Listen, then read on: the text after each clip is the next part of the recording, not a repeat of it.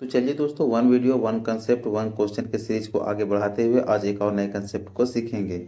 जैसे कि दोस्तों आप लोगों को ABC एक ट्रायंगल दिख रहा होगा, ठीक है। देखिए दोस्तों, ट्रायंगल ABC में कोण A, कोण B और कोण C, ये तीन कोण है। इसमें से कोई भी सा दो कोण दे करके यदि तीसरा कोण का मान पूछे तो वो हम लोग जान चुके थे और उसे निकालना सीखे थे।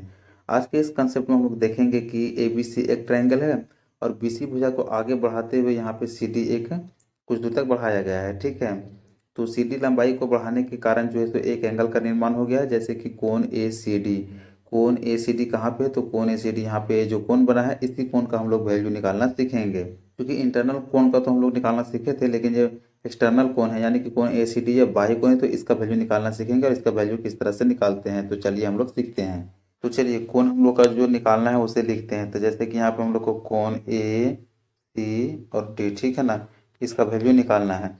तो इसका वैल्यू हम लोग कैसे निकालेंगे? तो इसके जो अपोजिट टू एंगल है उन दोनों का सम होता है। जैसे कि कोण सी यहाँ पे है, ठीक है, कोण सी यहाँ पे है। अब इसके जो कोण सी के यहाँ पे इंटरनल एंगल है, इस एंगल को छोड़ करके इसके जो दो अपोजिट एंगल है, जैसे कि कोण ए इसका अपोजिट है और ये कोण बी इसका अपोजिट है, ठीक है। ये जो दोनों ये अपोजिट एंगल है तो इन दोनों का सम का बराबर क्या होता है? तो इसका जो है वो वैल्यू होता है, ठीक है।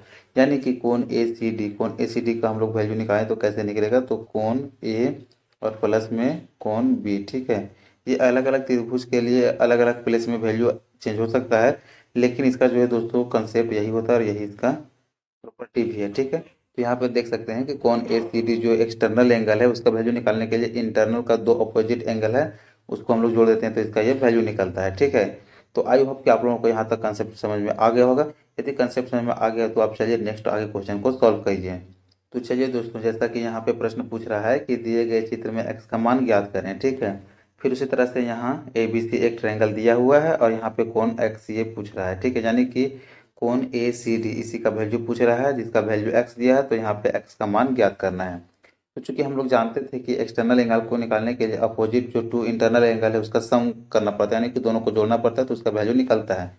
तो यहाँ पे हम लोग को क्या निकालना है? कोण ACD। इस तरह से लिखते हैं कोण ACD, ठीक है। तो कोण ACD बराबर कितना है? तो ये x है। अब यहाँ से हम लोग यदि x का वैल्यू निकालते हैं तो कितना निकल जाएगा कि कितना जोड़ेंगे? तो कोण A और प्लस में कोण B, ठीक है। फिर यहाँ से x का वैल्यू देखते हैं तो कोण A का वैल्यू कितना है? 65 डिग्री है। और फिर आगे जोड़ते हैं तो कोण B का वैल्यू यहाँ से 70 डिग्री है, ठीक है। अब x का वैल्यू हम लोग देखते हैं तो कितना हो जाता है कि 65 और 70 135 डिग्री, और यही किसके बराबर है? तो यही कोण ACD के बराबर, ठीक है। तो यदि कोण ACD पूछे या फिर x का वैल्यू पूछे तो इसके लिए क्या होगा कि दोनों इंटरनल एंगल को जो है वो जोड़ देंगे। देखिए दोस्तों, ये चीज़ को ध्यान रखना है कि इसके जो सामने वाला एंगल है इसको नहीं जोड़ना है, इसको बस छोड़ करके इसके जो दो अपोजिट एंगल हैं यहाँ और यहाँ इसको जोड़ना है, ठीक है।